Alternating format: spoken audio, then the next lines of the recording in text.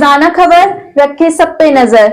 Like कीजिए, share कीजिए और सब्सक्राइब कीजिए हमारे चैनल को। नमस्कार, रोजाना खबर में आप सभी का हार्दिक स्वागत है। मेरठ के धड़कन रोजाना खबर में हर उस गर्म मुद्दे को लेकर, सनसनी मुद्दे को लेकर, जनसंपर्क के मुद्दे को लेकर, जन सरोकार के मुद्दे को लेकर, आम जनता के मुद्दे को लेकर, जनता के रिपोर्टर के तौर पर, जनता के चैनल के तौर पर हम सीधी बात आप तक रखते हैं बिना लाग लपेट के। उप मुख्यमंत्री ब्रजेश पाठक आज मेरठ में आए। कई कार्यक्रम में उन्होंने भाग लिया। जीआईसी में सरदार पटेल के 150 वर्ष पूरे होने पर दौड़ में भाग लिया और सरस्वती शिशु मंदिर में आए, विज्ञान मेले का उद्घाटन किया, बोले। फिर वहाँ से किसी न्यूज़ चैनल के कार्यक्रम में वो किसी बाईपास पे किसी रिजॉर्ट में भी गए। लेकिन सवाल ये है कि सरस्वती शिशु मंदिर से सेंट्रल मार्केट में 661/6 जिसे सुप्रीम कोर्ट के आदेश से आवास विकास ने ध्वस्त किया, वहाँ की दूरी मात्र 100 मीटर है भैया। 100 मीटर की दूरी पर उन तमाम 22 व्यापारियों के घर में अभी भी चूल्हा ठीक से नहीं जल रहा है। एक मुखिया के तौर पर, एक योगी के प्रतिनिधि के तौर पर, एक बीजेपी के एक बड़े नेता के तौर पर, और सबसे बड़ी बात क्या है ना कि मानवीय और इंसानियत आधार पर लोग कल्पना कर रहे थे, सोच रहे थे कि उप मुख्यमंत्री शास्त्री नगर में आए हैं तो सरस्वती शिशु मंदिर में ही सही, या जो यहाँ के दक्षिण के विधायक है डॉक्टर सोमेंद्र तोमर के घर पे ही सही 2 मिनट के लिए पीड़ित व्यापारियों के साथ उनकी मीटिंग करा दी जाए, या पीड़ित व्यापारियों को उनके घर न जाते, क्योंकि उप मुख्यमंत्री का बहुत सारा प्रोटोकॉल होता है, सुरक्षा कारण भी होता है। तो वहीं पे जो दक्षिण के विधायक थे, जहाँ पे 661/6 भी शास्त्री नगर उसी दक्षिण विधायक के अंतर्गत आता है, उनके यहाँ बैठ के, उनके कार्यालय बैठ के कुछ 4-5 जो 6-7 जो 22 पीड़ित परिवार महिलाएं बच्चे थे मिलके कंधे पे हाथ रख देते, कुछ तो सहानुभूति, कुछ उनको ठाठस बनता कि सरकार ऐसे मेयर साहब घोषणा कर रहे हैं, विधायक जी घोषणा कर रहे हैं, ये घोषणा कर रहे हैं, लेकिन सब अभी हवा में घोषणा है। फौरी तौर पर उप मुख्यमंत्री की घोषणा सटीक मानी जाती। इस दुखती रंग पर, इस दर्दनाक पहलू पर आज हमारे साथ मेरठ के फिर से चर्चित व्यापारी नेता विपुल सिंघल जुड़ने जा रहे हैं, क्योंकि वो भी इस पक्ष को लेकर बहुत भावनात्मक रहे। वहाँ पे जेसीबी के पास खड़े होकर उन्होंने मन्नते बिन्नते की, आंसू तक निकाला, भावुक भी हुए। मैंने बहुत नज़दीक से देखा, उनके साथ मैंने भी कदम ताल करी और अधिकारी के पास जाते थे, एडीएम के पास हाथ जोड़ते थे, तमाम लोग बस रोक दो, अब रोक दो, खंडहर हो गया, रोक दो, लेकिन नहीं, वो जमींदोज कर चुके। ऐसे लगता है मुझे इस मुद्दे को आप तक शेयर करनी चाहिए, तो मैंने किया, क्योंकि मैंने फिर से कहता हूँ जनता के रिपोर्टर हूँ। हम सीधे रूबरू होते हैं मेरठ के चर्चित और सेंटिमेंटल के तौर पर, संवेदनशीलता के तौर पर जिनका चेहरा सामने आता है, विपुल सिंघल से। नमस्कार सर। नमस्कार विभूति जी। मामला बहुत सेंसिटिव तो ही है, 661/6 का। आप बहुत ज़्यादा सेंसिटिव भी हुए, बहुत प्रयास किया आपने, मैंने कवरेज किया, छापा भी आपको, दिखाया भी आपको। लास्ट मोमेंट में जेसीबी के पास भी आप, राजीव कुमार जो सुपरिटेंडेंट इंजीनियर हैं, एडीएम, सबसे कहते हैं कि अब रोक दो, अब तो बस करो, लेकिन उनका दिल नहीं पीसका, चाहे कारण जो भी हो, सुप्रीम कोर्ट का आदेश हो या लोकेश खुराना का डर हो। उप मुख्यमंत्री है, जनरली कारण चाहे जो भी हो, झुग्गी बस्ती को भी उजारा जाता है तो वहाँ पे कोई न कोई नेता पहुँच के जो ठाठस बजाता है कि चिंता मत कर, एक फ्लैट सरकारी मिलेगा झुग्गी वाले को। तो ये तो जीएसटी दे रहे थे, रजिस्ट्री कराया, रजिस्ट्री का पैसा दिया, बिजली का बिल दिया, उस दुकान में उसने खरीदा भी है। ऐसा नहीं कि 661/6 ही अवैध था और तमाम लोग अवैध हैं। मानवीय आधार क्या कहता है कि उस इलाके बस चंद कदम 50 मीटर की दूरी पर आए शिशु मंदिर में, या बुला लेते कहीं पे, उनसे मिल लेते, इतना ही सही एक अच्छा संदेश जाता भाजपा सरकार के लिए। क्या लगता है आपको? विभूति जी, बहुत अच्छा आपने आज ये विषय छेड़ा है। कल से हमें उम्मीदें थी कि माननीय उप मुख्यमंत्री जी मेरठ आएंगे तो ज़रूर हम व्यापारियों के लिए कोई ना कोई अच्छा संदेश होगा। 661/6 टूटा, हमारे आंसू सूख गए। आगे की जितनी बिल्डिंग्स हैं जिनके ऊपर अभी तलवार लटकी हुई है, उनके ऊपर हमें तरह तरह की रोज़ाना अखबारों में खबरें आती हैं। हमारे माननीय इसमें बहुत तत्परता से लगे हुए हैं और उन्होंने लखनऊ मेरठ एक कर रखा है, व्यापारियों को भी ले जा रहे हैं, अधिकारियों को भी मेरठ बुला रहे हैं। लेकिन जिस चीज़ के ऊपर वे टिके हुए हैं, हमारे माननीय मुख्यमंत्री जी, उप मुख्यमंत्री, जब वह धुरी ही आज मेरठ आ गई हो, उसके बाद वो व्यापारियों तक ना पहुँचे, उसके दर्द को ना समझे, तो हम किस तरीके से इस पीड़ा से उभर पाएंगे समझना मुश्किल है। 661/6 से मात्र 61 कह दो या 66 मीटर दूर, केवल इतना ही दूर, इससे ज़्यादा नहीं। आपने बिल्कुल ठीक कहा कि 100 मीटर की दूरी, गाड़ी लेफ्ट मुड़ने की बजाय राइट मुड़ जाती तो वहीं पहुंचती। पहुंचती भी और शायद रास्ता भी वही था, चाहे बुला भी सकते थे। आप गाड़ी में बैठ करके भी देख सकते थे। कई बार हमारे पास जब कहीं बाढ़ आती है तो आप ही लोग हेलीकॉप्टर में बैठ करके देखते हो, आप कुछ कर नहीं पाते हो, लेकिन हमने बचपन से देखा है, आज से 40 साल पहले भी हेलीकॉप्टर जैसे भी हुआ करते थे, लेकिन उसी में ही मुख्यमंत्री घूम करके दौरा किया करते थे, पीड़ा को जानने का प्रयास करते थे कि किस प्रकार की पीड़ा वहां के जनमानस को हो रही है। वो पीड़ा उन्हें पास से देखने को मिलती है। आज उससे भी ज्यादा भव्य स्थिति यहाँ सेंट्रल मार्केट की है, आवास विकास क्षेत्र की है, जिसको समझने के लिए उन्हें आना था। हमारी ऐसी उम्मीद है कि वे माननीय लोग जो मेरठ लखनऊ को एक कर रहे हैं, वे आज सारा दिन उनके साथ थे, उनकी सकारात्मक बातें उनसे जरूर हुई होंगी।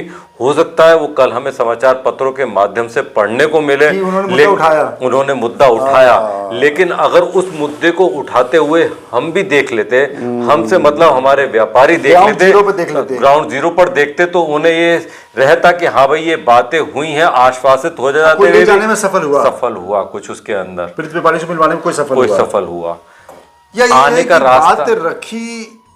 अपनी बातें तो रख दी होंगी कि मैं ये प्रयास कर रहा हूँ, क्या ये बात किसी ने रखी भी होगी कि पीड़ित व्यापारियों को बुला लें या हम उनके घर चले? ये मुझे लगता है कि बिल्कुल ऐसा नहीं हुआ होगा, क्योंकि माननीय मुख्यमंत्री जी की एक महत्वाकांक्षी योजना मेरठ में चल रही है, जिसे सीएम ग्रिड योजना के तहत सड़कों का निर्माण हो रहा है। सड़क का निर्माण पहले चरण में गढ़ रोड पर हो रहा है, गांधी आश्रम से लेकर के तेजगढ़ी चौराहे तक 2 किलोमीटर तक की ये दूरी है, जो नवंबर से पहले अक्टूबर में दिवाली पे पूरी करनी थी। आज भी वहां पर खंडर के अलावा कुछ होता हुआ नजर नहीं आता, पूरे दिन धूल उड़ती है। माननीय नगर आयुक्त जी ने कहा कि वहां पे हर 2 घंटे में पानी डाला जाएगा, 2 दिन बीत चुके हैं, कोई पानी वहां पर नहीं डाला जा रहा है।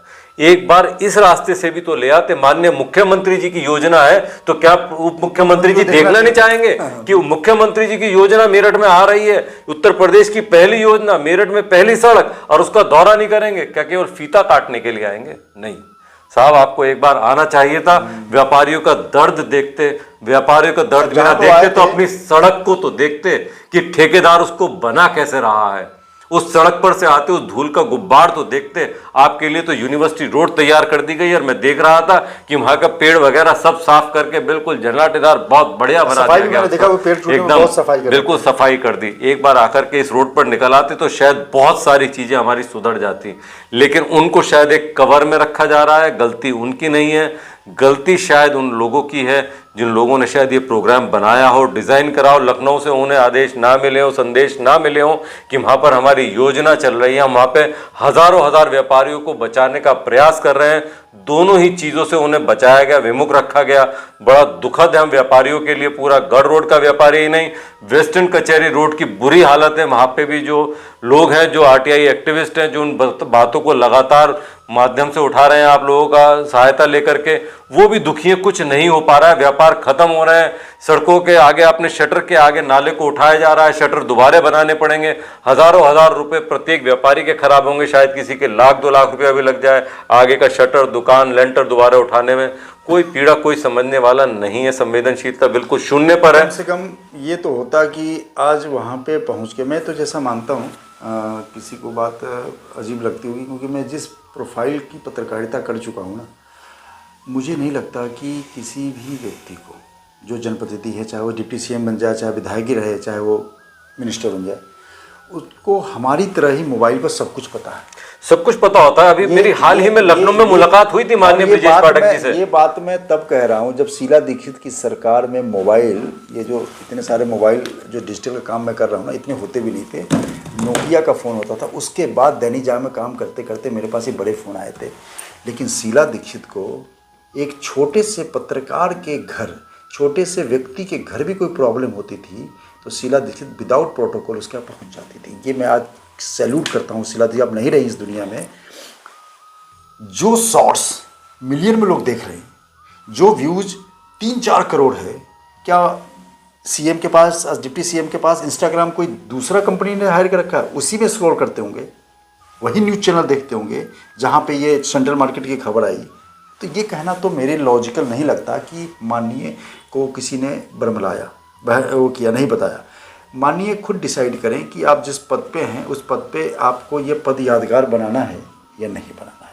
बहुत मुख्यमंत्री आते हैं, बहुत डिप्टी सीएम आते हैं। योगी जी क्यों पॉपुलर हो गए? प्रधानमंत्री नेहरू के बाद सबसे पॉपुलर इंदिरा गांधी के बाद सबसे पॉपुलर प्रधानमंत्री कौन हुए?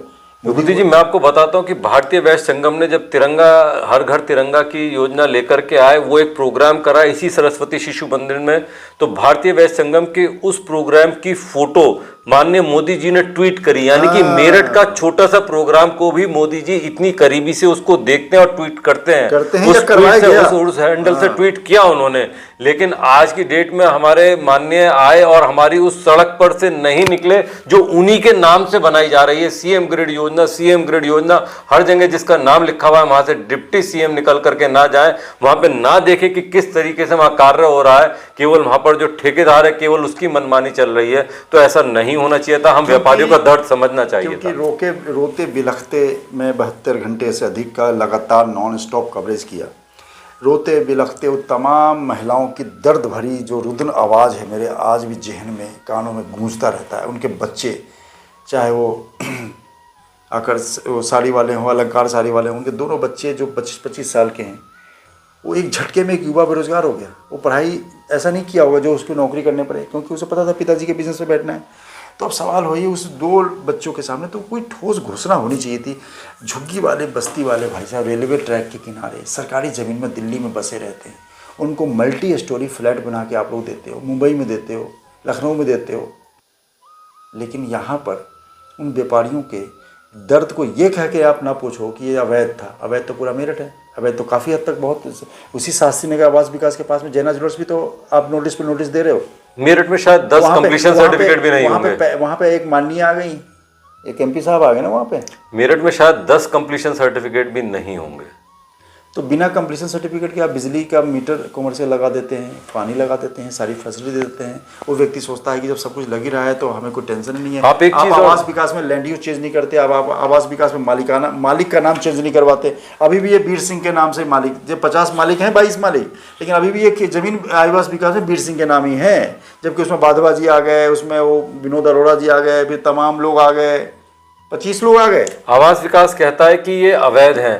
सरकार का ही डिपार्टमेंट आवास विकास है जो उसे कमर्शियल मानने से मना कर रहा है। सरकार का ही बिजली विभाग है जो उसे कमर्शियल मानता है। सरकार का ही नगर निगम है जो उसे कमर्शियल मानता है। सरकार का ही जीएसटी विभाग है जो उसे कमर्शियल मानता है। सरकार का ही व्यय विभाग है जो ठेके का वहां पर उसको लाइसेंस दे रखा है, वो भी कमर्शियल एक्टिविटी है।